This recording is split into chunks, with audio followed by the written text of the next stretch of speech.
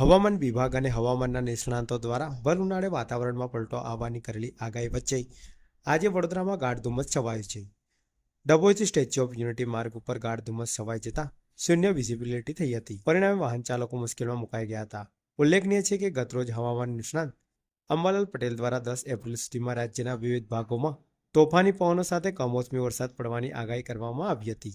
સાથે આગામી 5 દિવસોમાં 2 થી 3 ડિગ્રી તાપમાનમાં વધારો થતા ગુજરાતવાસીઓએ ફરી ગરમીમાં શેકાવવું પડશે.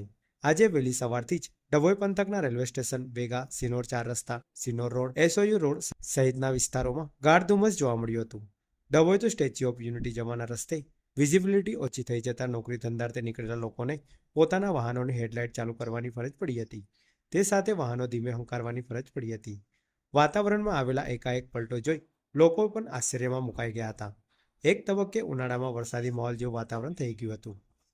ગુજરાત ઉપર આવતા પવનોની દિશા બદલાઈ રહી છે, જેને કારણે સમગ્ર ગુજરાત રાજ્યના મહત્તમ તાપમાનમાં આગામી 5 દિવસ દરમિયાન 2 થી 3 ડિગ્રી સેલ્સિયસનો વધારો થવાની શક્યતાઓ હવામાન વિભાગે દર્શાવી છે.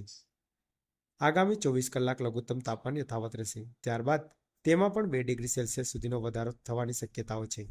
ઉલ્લેખનીય છે કે છેલ્લા કેટલાક દિવસ દરમિયાન ઉત્તર ભારતના રાજ્યમાં વેસ્ટર્ન ડિસ્ટર્બન્સ સક્રિય થયું હતું અને લઘુત્તમ તાપમાનમાં ઘટાડો આવ્યો હતો. પરંતુ આ વેસ્ટર્ન ડિસ્ટર્બન્સની અસરો પૂર્ણ થતાં ફરી એક વખત તાપમાનનો પારો ઉચકાશે અને કેટલાક જિલ્લામાં મહત્તમ તાપમાન 40 ડિગ્રી સેલ્સિયસને પાર જઈ શકે છે.